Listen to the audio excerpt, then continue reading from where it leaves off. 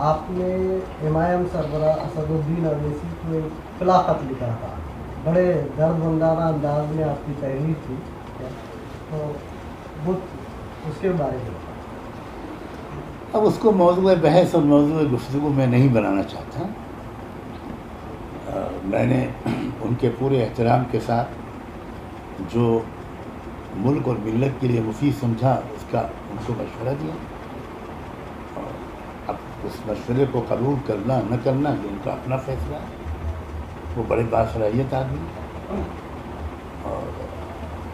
لیکن اگر براہ راست گفتگو کی میری کوشش کامیاب ہو گئی ہوتی، جو میں 1.5 مہینے تک کرتا رہا، اور یہ تجربہ مجھے زندگی میں پہلی بار ہوا کہ انہوں نے ایک فون بھی ریسیو نہیں کیا، کبھی کال بیک نہیں کی، اور ان کے قریب کے لوگوں کو بھی میں نے کانٹیکٹ کی، لیکن انہوں نے کوئی جواب.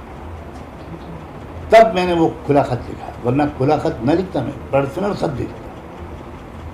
لیکن چونکہ میرے پاس ہزاروں لوگوں کے فون آ رہے تھے کہ مولانا سنبھالیے صورتحال، سنبھالیے صورتحال کو، اگر یو پی میں ووٹ تقسیم ہو گئے تو ظاہر ہے کہ کیا نتیجہ نکلے گا اس کا.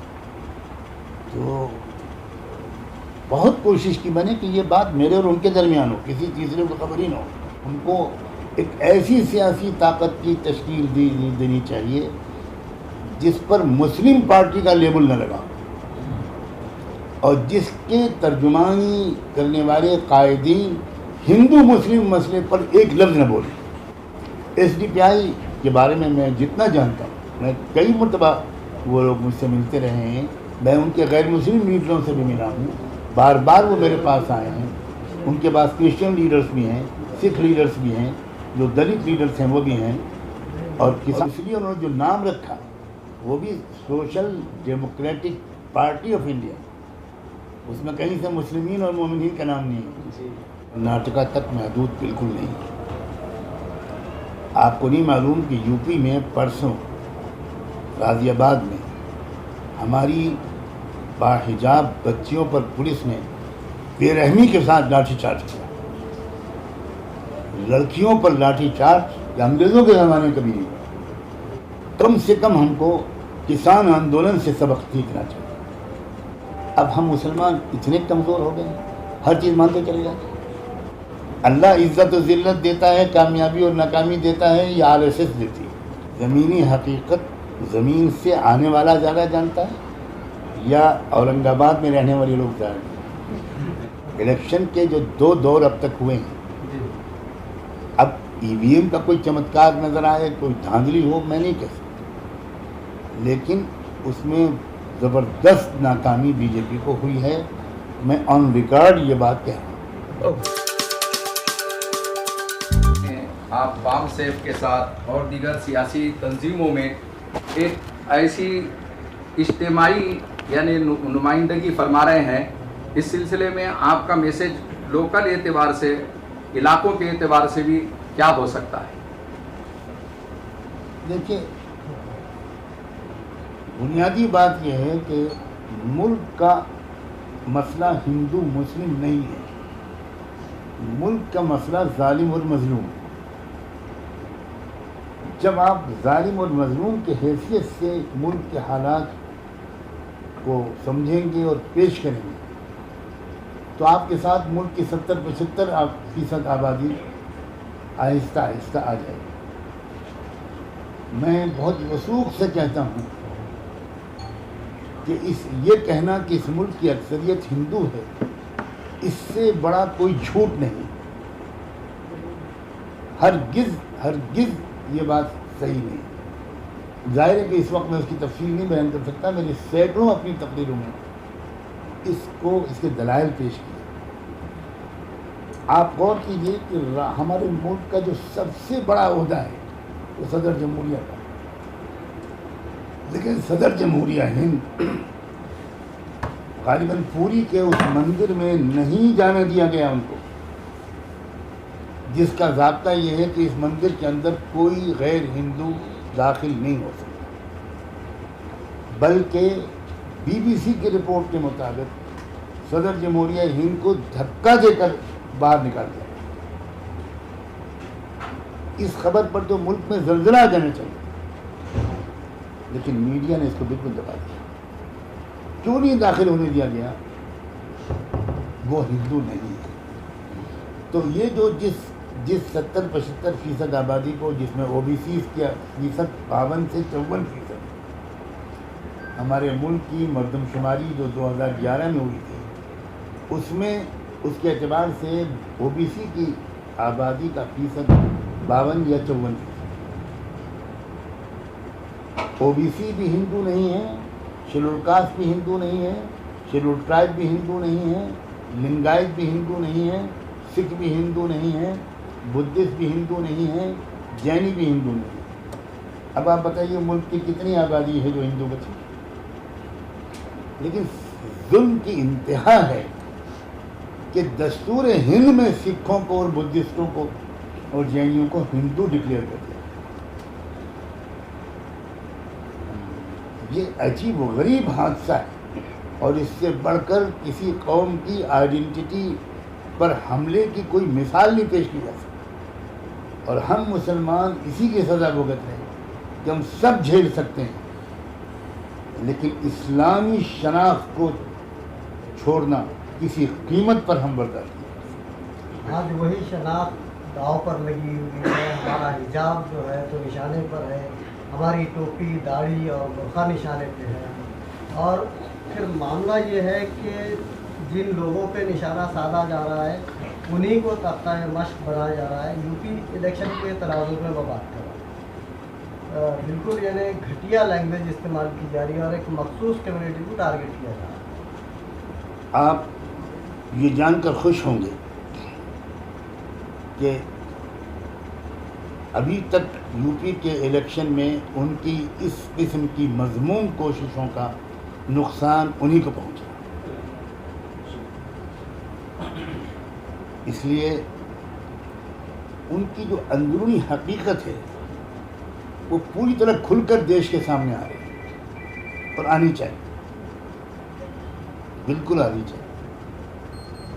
اور یہ خداوندی انتظام ہے کہ ان کی جو اندر کی سچائی ہے وہ باہر سامنے آنی چاہیے، تب ملک ان کو پہچان پائے. ابھی تک کی صورتحال بالکل یہ ہے، اور یہ ان کی بوکھلاہٹ ہے. اس کی وجہ سے آپ تو میڈیا کے لوگ ہیں، یقیناً آپ مجھ سے زیادہ واقف ہیں. میں تو ابھی وہیں سے آ رہا ہوں، یو پی سے. تو ان کی سمجھ بھی نہیں آ رہا ہے کہ کس طرح ہم وہ ماحول کو، ہم لوگوں کی توجہ کو اصلی مسائل کی طرف سے ہٹا کر اور ہندو مسلم و ہندوتوا کی طرف لائیں. اس میں وہ بالکل ناکام ہو رہے ہیں، اور آپ بہت اچھی امید رکھیے کہ وہ اب کامیاب نہیں ہوں.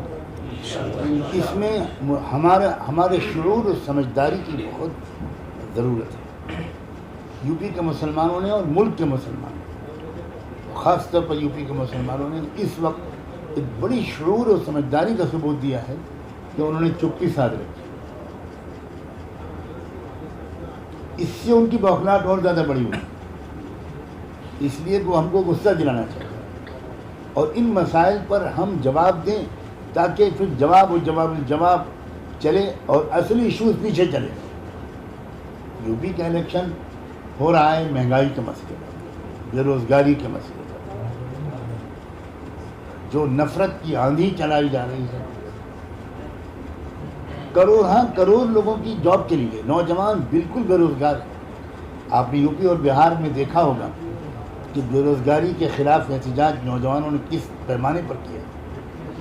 کسانوں کے ساتھ جو زیادتیاں ہوئی ہیں، تو یہی ایشوز یو پی کے الیکشن میں، اور وہ اس سے بہت پریشان ہیں. اس لیے ان بیچاروں کو کوئی نہ کوئی سہارا چاہیے. لیکن ہمیں ذرا سمجھداری کا ثبوت دینا چاہیے، اور سمجھداری سے میری مراد بزدلی نہیں ہے. وہ سمجھداری جو بہادری کے ساتھ ہو، اور وہ بہادری جو سمجھداری کے ساتھ ہو، اس کی ہم کو ضرورت ہے. سی اے این آر سی کا جو پروجیکٹ ہوا تھا اس میں یو پی گورنمنٹ نے تو پراپرٹی سیز کی تھی، کچھ لوگوں کو نوٹسیں دی. सुप्रीम कोर्ट ने उसे मुस्तरद कर दिया है, उस पर क्या है? देर आए दुरुस्त आए, सुप्रीम कोर्ट ने ये फैसला किया और वो भी इस वक्त किया। हम इसको बहुत इसका खैर मकदम करते हैं, इसका इस्तक़बाल करते हैं कि एक जुल्म व तशद्दुद यूपी गवर्नमेंट का और खुलकर सामने आया, उन लोगों के सामने भी आ गया जिनके सामने शायद अब तक नहीं आया, उनके सामने भी आ गया। और सुप्रीम कोर्ट के ऑर्डर की अगर आप वर्ड्स देखें, उनके अल्फाज, उनकी लैंग्वेज, मेरी बराह रास्त गुफ्तगू सुप्रीम कोर्ट के एक वकील से जो उस केस में प्लीड कर रहे थे उनसे हुई, तो उन्होंने ये भी कहा कि मैं पिछले 6 महीने के अंदर सुप्रीम कोर्ट के जजेस को इतना फटकारते हुए किसी स्टेट गवर्नमेंट को नहीं देखा।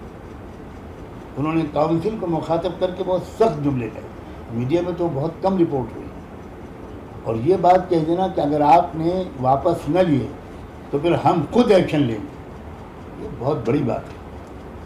तो अच्छी बात है, तो अच्छी अलामत है। चूँकि यूपी की बात छिड़ी है, इसीलिए आपने एमआईएम सरबरा असदुद्दीन अवैसी को एक खुला खत लिखा था, बड़े दर्दमंदाना अंदाज में आपकी तहरीर थी, तो वो उसके बारे में अब उसको मौजूद बहस और मौजूद गुफ्तगू में नहीं बनाना चाहता।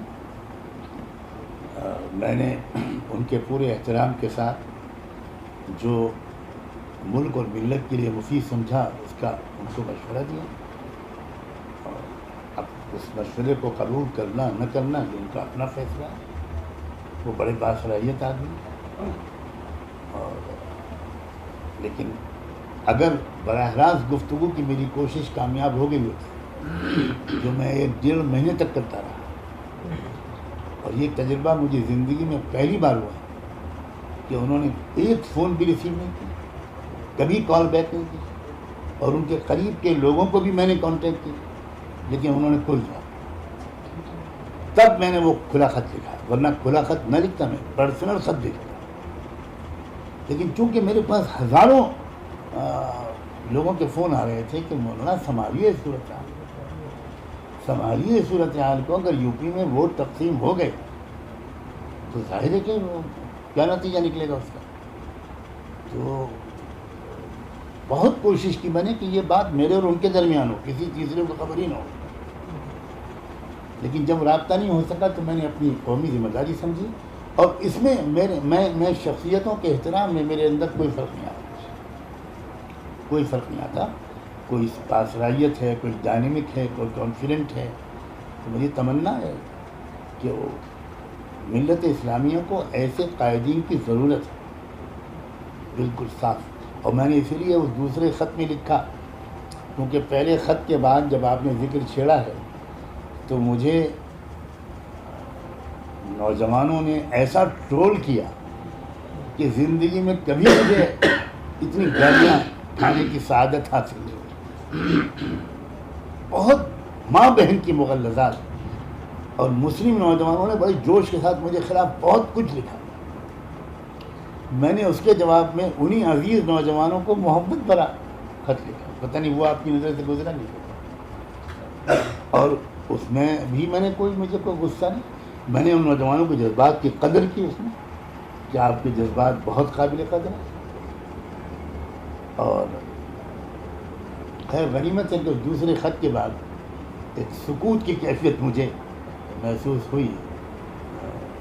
हज़रत, यूपी इलेक्शन से पहले आपने वहाँ पर जितनी भी मुस्लिम पॉलिटिकल पार्टीज़ हैं, तो उन सब पार्टियों के एक तरफ आपने एसडीपीआई का स्टेज शेयर किया था, तो क्या वजह थी एसडीपीआई का स्टेज शेयर करने की? अगर मैं शेयर न करता तो आप ये पूछते हैं कि शेयर न करने की वजह बताइए। मैं फिर कहता हूँ, मैं 30-35 साल से ये बात लिख भी रहा हूँ और कह भी रहा हूँ कि एक मिसाल भी दिया करता हूँ। अच्छा है आपके नाज़रीन के सामने भी वो मिसाल पहुँच जाए। स्टेशन पर खड़ा हुआ एक मुसाफिर भी ट्रेन का इंतज़ार करता है और एक कुली भी ट्रेन का इंतज़ार, लेकिन दोनों के इंतज़ार में बहुत फ़र्क है। مسافر انتظار کرتا ہے ٹرین پر سوار ہو کر منزل تک پہنچنے کے لیے، اور کوئی انتظار کرتا ہے اس لیے کہ وہ ایک بابو کو اتار دے گا، ایک بابو کو چڑھا دے گا، کوئی مزدوری مل جائے گی۔ میں مسلسل یہ بات کہہ رہا ہوں کہ مسلمان الیکشن کی ریل کا انتظار کلی کی حیثیت سے کرتے ہیں، مسافر کی حیثیت سے نہیں۔ ایک پارٹی کو اتار دیں گے، ایک پارٹی کو چڑھا دیں گے، اور جس کو اتارتے ہیں وہ کیا مزدوری دیتی، جس کو چڑھایا ہے آج تک اس نے بھی کوئی مزدوری نہیں دی۔ تو میرا مضبوط موقف ہے کہ ہم کو ایک ایسی سیاسی طاقت کی تشکیل دینی چاہیے جس پر مسلم پارٹی کا لیبل نہ لگا، اور جس کے ترجمانی کرنے والے قائدین ہندو مسلم مسئلے پر ایک لفظ نہ بولیں، وہ بولیں ظالم المظلوم کے مسئلے، تاکہ جو اصل مسئلہ اس ملک میں ہے وہ ابھر کر آئے۔ مسئلہ اس ملک میں ہندو مسلم ہے ہی نہیں، ہندو مسلم مسئلہ کھڑا کیا گیا ہے اس نان مسلم بھارتیہ سماج کے اندرونی کشمکش کو دبائے رکھنے کے لیے اور ان کو پولیٹیکلی ہندو بنائے رکھنے کے لیے۔ میں بہت اہتمام سے لفظ بول رہا ہوں، سیاسی طور پر انہوں نے ہندو بنائے ہیں، مذہبی طور پر وہ ہندو تسلیم کرتے تو صدر جمہوریہ ہند کو تو کم سے کم جانے دیتے۔ ہمارے پاس ایک بہترین موقع، یہی اسلام کا بھی حکم ہے کہ اکیلے اپنے لیے انصاف نہ مانگو، سب مظلوموں کو انصاف دلاؤ، اور یہ اس مزاج کی سیاسی پارٹی کا قائم ہونا ضروری ہے۔ ایس ڈی پی آئی کے بارے میں جتنا جانتا ہوں، میں کئی مرتبہ وہ لوگ مجھ سے ملتے رہے ہیں، میں ان کے غیر مسلم لیڈروں سے بھی ملا ہوں، بار بار وہ میرے پاس آئے ہیں۔ ان کے پاس کرسچن لیڈرز بھی ہیں، سکھ لیڈرز بھی ہیں، جو دلت لیڈرز ہیں وہ بھی ہیں، اور کسان لیڈروں کے ساتھ جو میرا رابطہ اس میں ایک آدھ دفعہ وہ لوگ بھی شریک رہے۔ تو اس لیے میں نے ایک ایسی مسلمانوں کی سیاسی پارٹی کو تقویت پہنچانا، اس میں کوئی حرج نہیں سمجھا، بلکہ اس کو کار خیر سمجھا کہ جس سے یہ میسج جائے، اور اسی لیے میں نے وہاں پر جو ان کے اس میں تقریر کی، اس میں جو کچھ کہا وہ یہی اسی بات کو میں نے تفصیل سے بیان کیا، اور اس لیے انہوں نے جو نام رکھا وہ بھی social democratic party of India, اس میں کہیں سے مسلمین اور مومنین کا نام نہیں ہے۔ تو یہ چیز زیادہ سوٹ کرتی ہے، اسٹیئرنگ ہمارے ہاتھ میں ہو۔ رسول اللہ صلی اللہ علیہ وسلم رحمت للمسلمین میں تھے، وہ رحمت للعالمین تھے، تو اس وجہ سے میں نے ان کا اجلاس شیئر کیا۔ میں اتفاق سے ان دنوں میں اسی علاقے کے دورے پر تھا۔ حضرت اس وقت جو حجاب کا معاملہ جس طریقے سے کرناٹکا کی حد تک ہے، تو ہم ملکی سطح پر مسلمانوں کو کیا ایسی کوشش کرنی چاہیے کہ یہ مسئلہ تھم جائے اور اس میں جو ہے ہماری ماں اور بہنوں کو یعنی ان کے حقوق ملے، جیسا کہ ہمارا جو فنڈامنٹل رائٹ ہے وہ ہمیں مکمل طور پر نہیں مل پا رہا ہے، تو ہم اس کے لیے یعنی ملک کے سطح پر کیا کوشش کرنی چاہیے ہم لوگوں کو؟ پہلی بات تو یہ ہے کہ ذرا اپنی اطلاع کو مزید درست کیجیے، یہ کرناٹکا تک محدود بالکل نہیں۔ آپ کو نہیں معلوم کہ یو پی میں پرسوں غازی آباد میں ہماری باحجاب بچیوں پر پولیس نے بے رحمی کے ساتھ لاٹھی چارج کیا۔ لڑکیوں پر لاٹھی چارج یہ انگریزوں کے زمانے کبھی نہیں ہوا۔ مدھیہ پردیش میں بھی یہ تحریک چل پڑی، آندھرا میں بھی یہ بات چل پڑی۔ تو یہ ملک گیر تحریک منصوبہ بند طریقے پر ہے، یہ کوئی اتفاقی واقعہ بالکل نہیں، بہت ہی منصوبہ بند طریقہ پر ہے۔ جہاں تک مقابلہ یا ہم کس طرح کریں، شاید آپ یہ بھی آپ کے سوال کا حصہ ہے، میں بہت صاف لفظوں میں کہنا چاہتا ہوں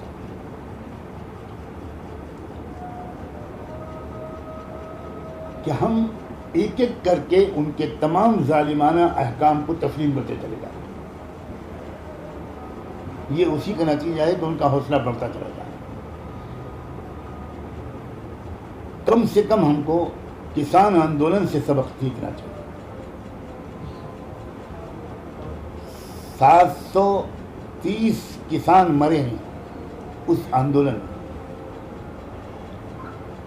13 مہینے تک وہ لوگ سردی گرمی اور برسات میں جمے بیٹھے رہے.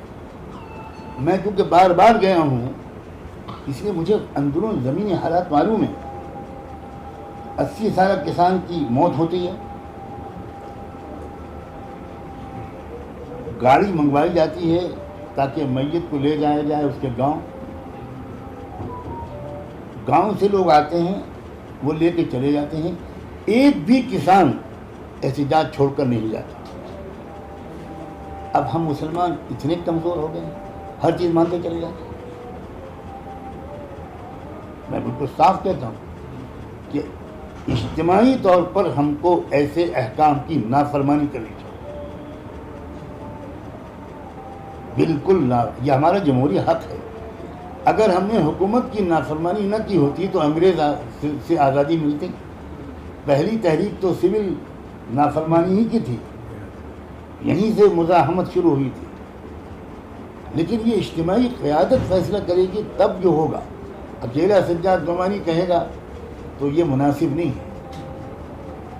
بات یہ ہے کہ اجتماعی طور پر زیادہ سے زیادہ اجتماعی طور پر یہ بات سامنے آئے. میں اس کی برابر کوشش کر رہا ہوں. مزید کچھ کہے کے بجائے صرف سب سے دعا کی گزارش کرتا ہوں کہ اجتماعی طور پر ہمارے اندر ہمت اور حکمت دونوں آ جائیں.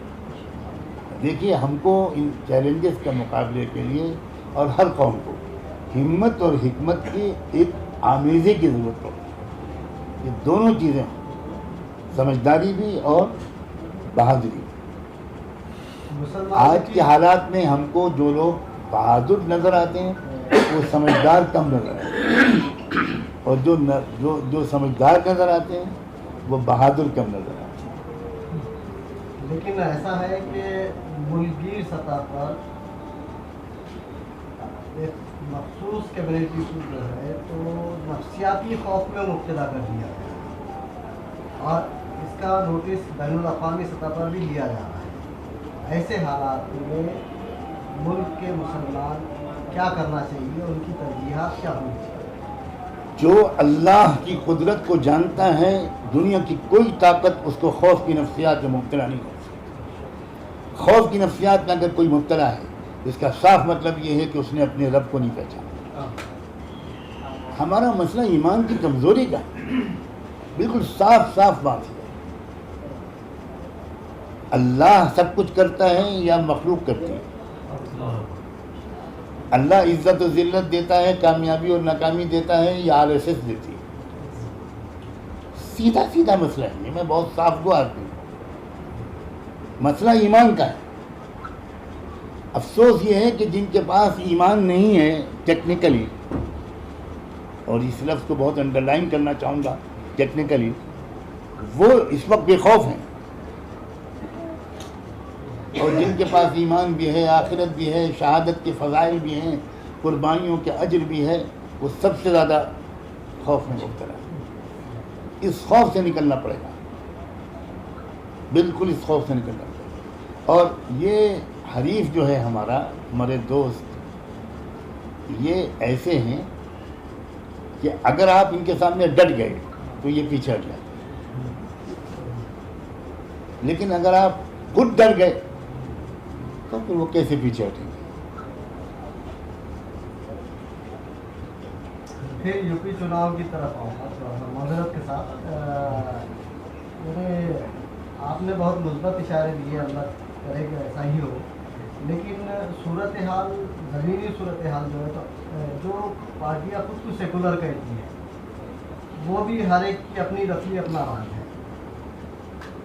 تو ایک طرف حکمراں جماعت ہے اور دوسری طرف بکھری ہوئی دوسری پارٹیاں ہیں. زمینی حقیقت زمین سے آنے والا زیادہ جانتا ہے یا اورنگ آباد میں رہنے والے لوگ زیادہ جانتے ہیں؟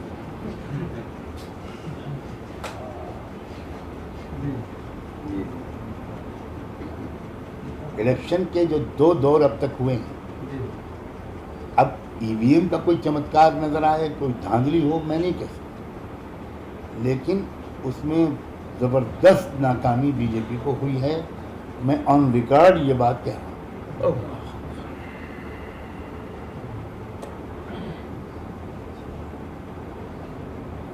میں اصل میں حضرت مولانا جو ہے علالت کی وجہ سے یہاں اورنگ آباد علاج کے لیے تشریف لائے ہوئے ہیں.